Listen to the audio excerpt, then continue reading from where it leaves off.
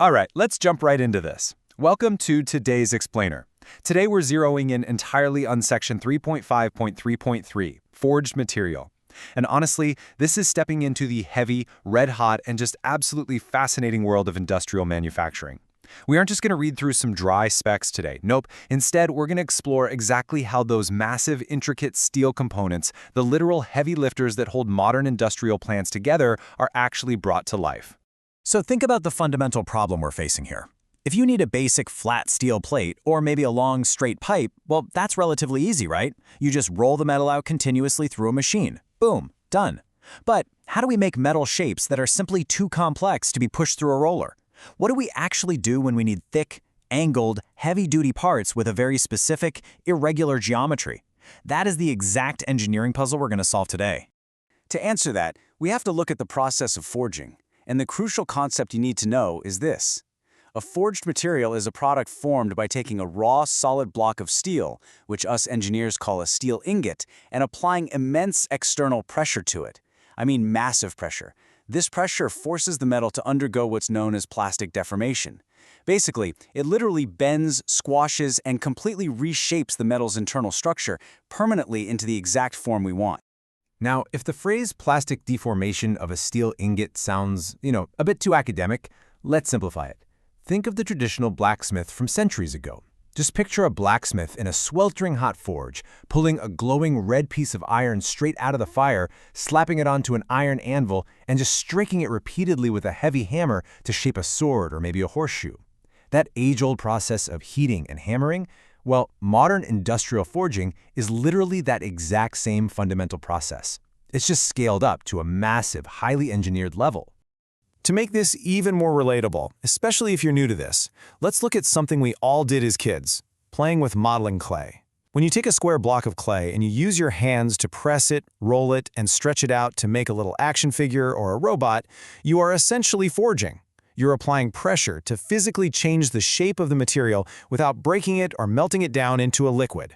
Steel forging is basically just playing with incredibly hot, incredibly tough clay. And this brilliantly illustrates why we need this process in the first place. Take a close look at these two components. On the left side, we've got a welding neck flange, and over on the right, a long welding neck flange. These are highly critical parts used in pressure vessels and piping systems to connect pipes together safely under really intense pressure. Just notice their intricate shapes for a second. The thick bases, the very specific tapered necks, the perfectly placed bolt holes. Which brings us to a major distinction in manufacturing. Simple materials, like those plates and pipes we talked about earlier, are made using continuous processes. You basically continuously cast and roll them out in long, uninterrupted sheets or tubes.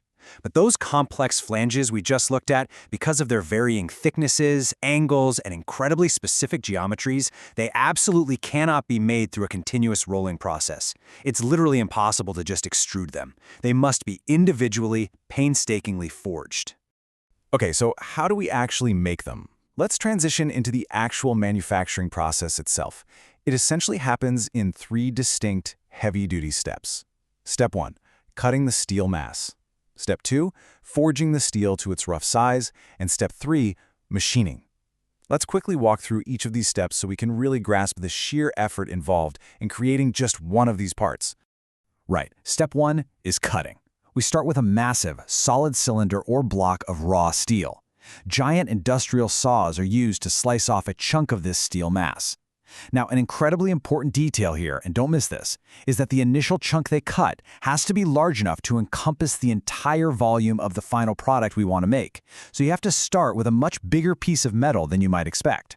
Once we've got our appropriately sized steel block, we move right into Step 2, the actual forging. The steel chunk is heated in a furnace until it's glowing brilliantly bright and becomes soft enough to be malleable. Then, massive automated hammers or hydraulic presses repeatedly strike it from above. They squash, press, and pound the glowing metal into the rough, general outline of our target flange.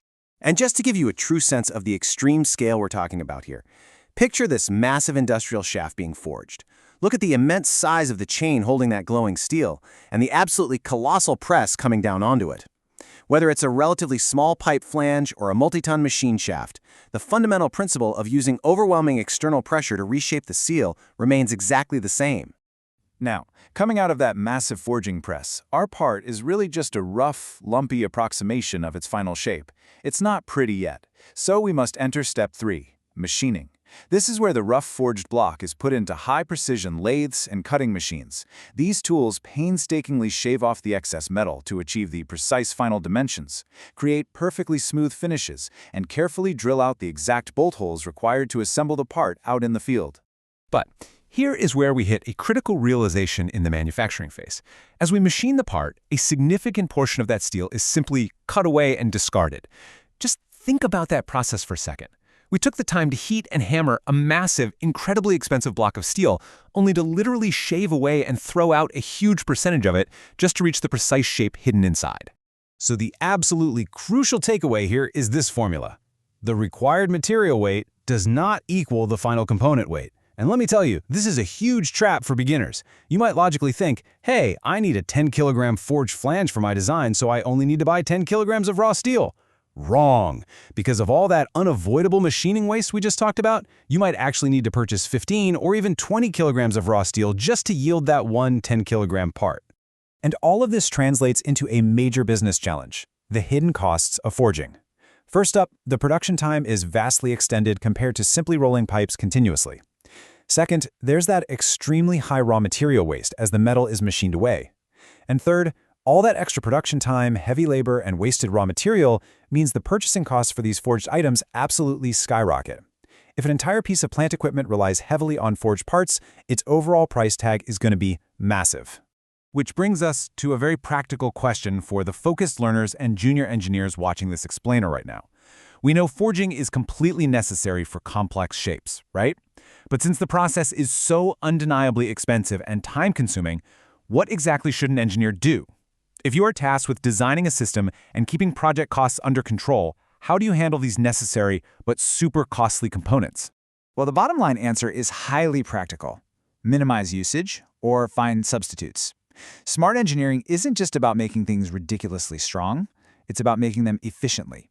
Whenever possible, you must actively evaluate if a heavily forged part can actually be replaced with a different material, or if the design can be altered to use fewer forged components overall. Ultimately, it's your job to engineer those costs down while keeping the structural integrity high. And I think that brilliantly illustrates the intersection of engineering design and real-world project economics. Every single design choice has a literal weight and a literal cost attached to it. So I want to leave you with this provocative thought to consider today. Look at the equipment around you, or maybe the schematics you're currently working on. Where else in your design could you replace a complex, expensive forged component with a smarter alternative and potentially save your project thousands of dollars?